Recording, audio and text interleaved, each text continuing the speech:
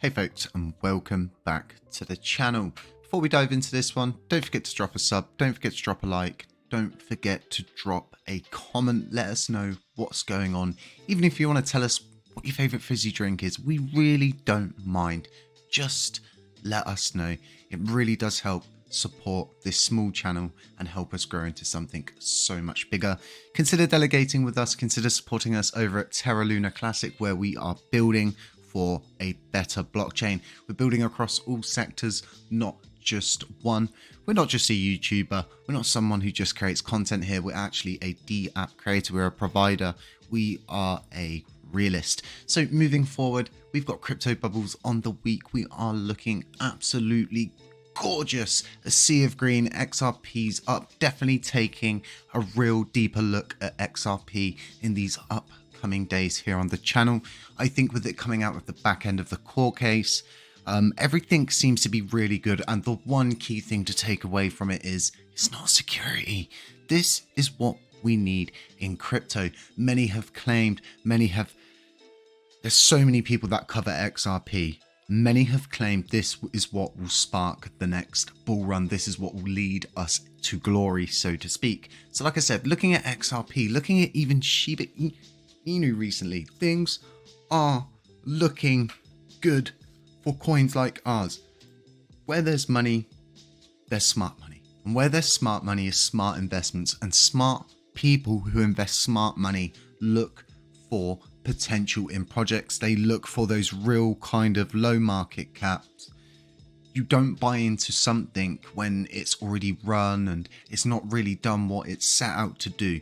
We've got a lot to give here at Luna Classic, at Terra Luna Classic, at USTC. There's so much ahead of us. We've got so much good stuff to come. So we've had the mobile station merge update from TFL. That means we can finally reintroduce our auto compounding module to our delegates. We're also going to be introducing a USTC airdrop module in the coming weeks, maybe a month at most. This is all groundbreaking stuff, and the idea is to continue developing, continue pioneering in new techniques, new ideas, new modules, and new motives to push everything to where it needs to be. We have got our proposal back up for the L1 team to build a Terra Luna Classic wallet infrastructure. This has been revised. I have sent emails. I have made contact with different validators asking for support on this, asking them to cast their vote, not to sit on the sidelines,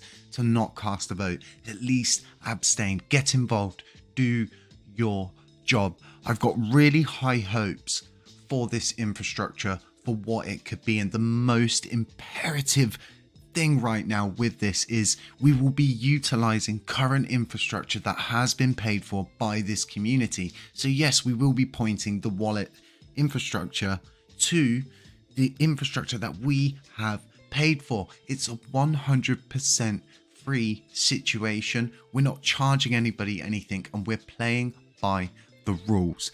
Our previous proposal didn't reach quorum. It wasn't a yes, it wasn't a no, it simply did not reach quorum. Like I was saying, I've got high hopes that a lot more validators are going to get involved in this, if not some of the big ones that we definitely need to see vote. We're always going to see those same groups of validators with huge amounts of voting power and even small amounts of voting power just sitting on the sidelines, never voting, because they're simply there to gain rewards. I think the biggest threat with something like this is it removes a paycheck from people that clearly so desperately need it, and that paycheck in the future, in the perfect world, that everything goes to plan and we get this infrastructure together, it takes that paycheck away from a group of people and it gives it to nobody. It would just go into the system each time and no one benefits from it. And it's always, for a lot of people that have involved themselves in LUNC, it's all about systematic control and being in charge of at least something and trying to cling on to some kind of power struggle. And it's never ever people just building for this blockchain for the greater good. Well, I'm here for the betterment of this blockchain. I'm here to help push this forward. We don't hide anything here in my videos. I certainly don't ever hide my wallet. You know why? Because I don't need to, because I haven't got a guilty conscience, because I'm consistently pushing towards this better goal of a true decentralized system, because ultimately the one thing that is hidden from a lot of people at the moment is Rebel Station act, and specifically Terra Rebels act as if this is bad, us doing this, and we shouldn't be doing this, but ultimately us producing this actually decentralizes the wallet infrastructure even further. We have more or less checked the numbers. It's around 95% of the user base simply do not use Rebel Station and will not use it. Now things are flowing again with Mobile Station. There are some hitches. Some of you may not be able to send NFTs. Some of you may not be able to activate certain things. This is due to a threshold issue with gas. It should be rectified at some point, but once again, emphasizing the need for our own infrastructure. This frees us from the grasp of TFL, because throughout this whole month of us waiting for this merge update, right, was Rebel Station able to fix anything? Well, no. Did Terra Rebels fix anything? Well, no. They can only fix their own infrastructure that nobody actually wants to use. I can tell you for certain, I wouldn't even put one of my low-key wallets, so to speak, through Rebel Station to test it. I certainly wouldn't be putting my node onto it through the ledger or any monomics, because you just don't know what is going on. There's so much to give to this blockchain, but so many people would just prefer to take. And like I said, we're taking such a broad look this morning at all of the different things going on. And if we look at current Commonwealth discussions, we have got people specifically wanting to destroy this chain from the inside out. Let me explain, right? You're seeing people that want to move, okay, the undelegation period down to 14 days. We've got people that want to 2x the on-chain gas fees. Everybody who listens to these videos knows that timesing the gas fees by 2 is probably going to destroy the chain even further. It's going to make less trades. It's just going to make a bad situation even worse. Taxing people more and more and more is not going to fix things. It's actually going to cause an implosion.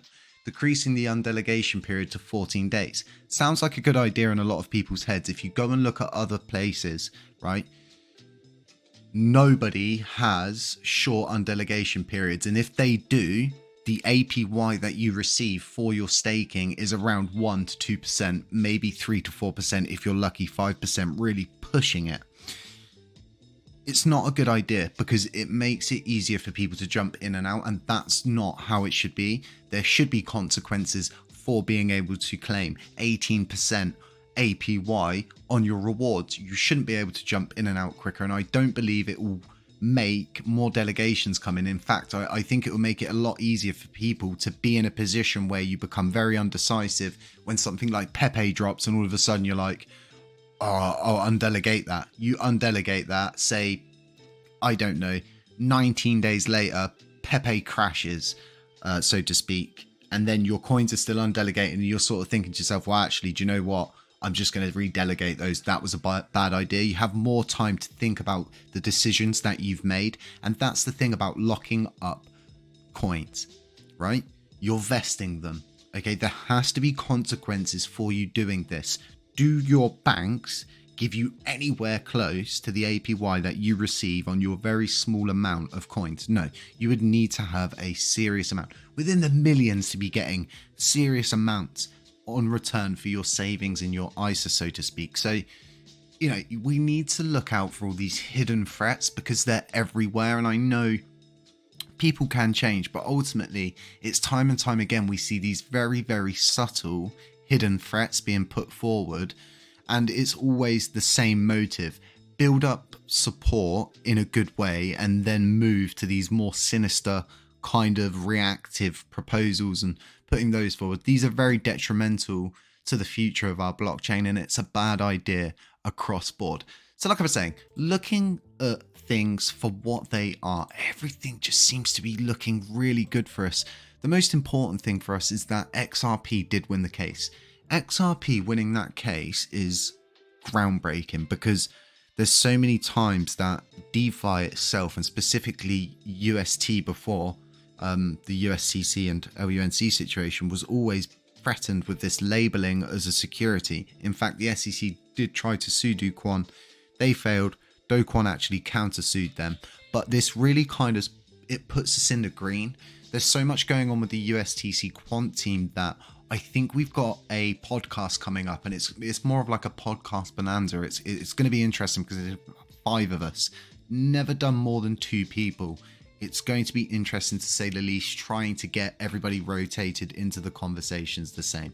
But very, very, very excited for what's coming in the future, and I'm going to continue to keep pushing no matter what happens for what I believe is right.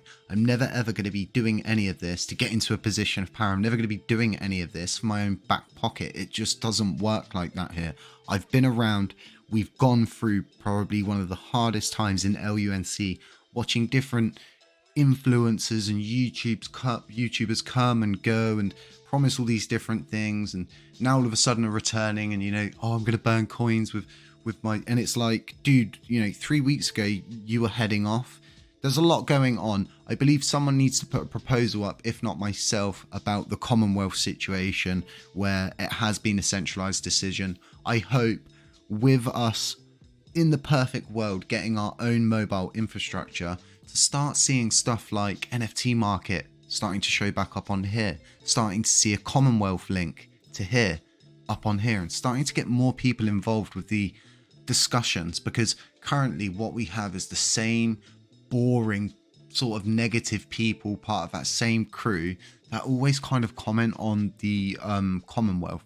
Commonwealth is also being what's the best way to say this? Moderated. I believe Commonwealth should not be moderated in any way, shape or form. Spam, scams, anything like that should just be left up, because ultimately it should be treated in the same manner we treat governance. We can't remove these airdrops. We'd love to, but we can't. And that's the beauty of having something that's not moderated and not centrally controlled by a group of people that are actively moderating the Commonwealth. It's absolutely insane.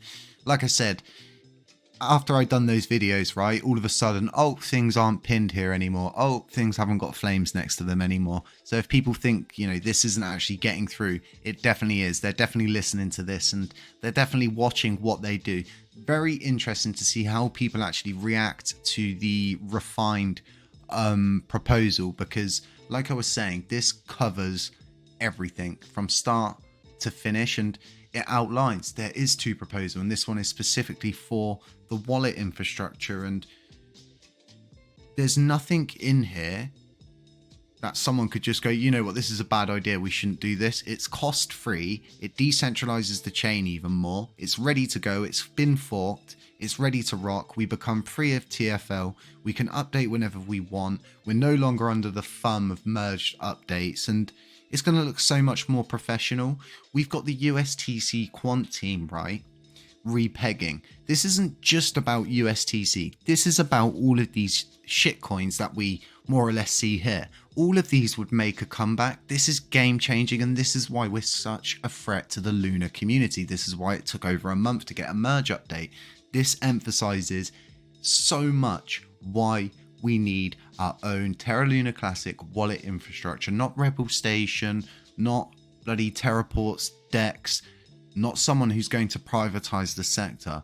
A sector that belongs to the blockchain. Governance controlled, governance voted. Folks, have a really nice day. I'm going to try and get another video out today. I'm in such a good mood.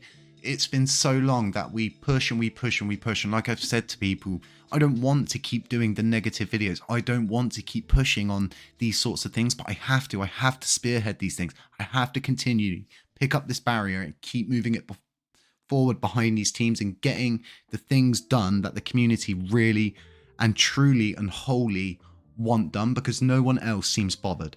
Nobody else seems absolutely carefree as to what's going on and, you know, how much is being paid out each quarter, and it's just they're here for rewards, nothing else, and the most unnoticed they can go, the better for them. Folks, like I said, consider delegating with us, consider moving your whole delegations to us, consider supporting someone who is going to turn their voting power into fuel to fuel this blockchain further, because like I said, no one seems bothered. No one takes the time to consistently make these videos, keep people up to date, create projects, create modules.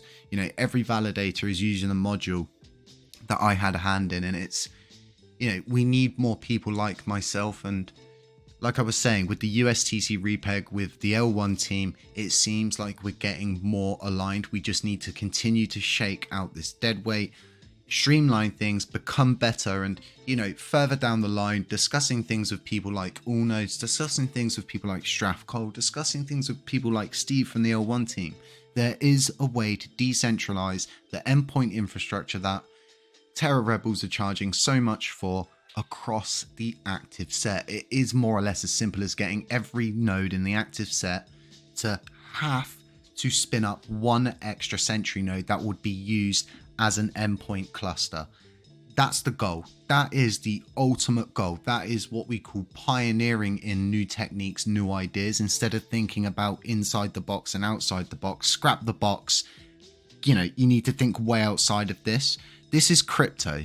Okay, this is like the .com era. The .com era, it was about pioneering in new stuff, becoming better than everybody around you. And like I said to everybody many, many times before, we need to Google the shit out of this mofo. Folks, stay safe, stay humble, stay aware. None of this is financial advice. Beware of scammers, beware of doppelgangers, beware of anyone who pretended to be me. And I'll catch you in the next one.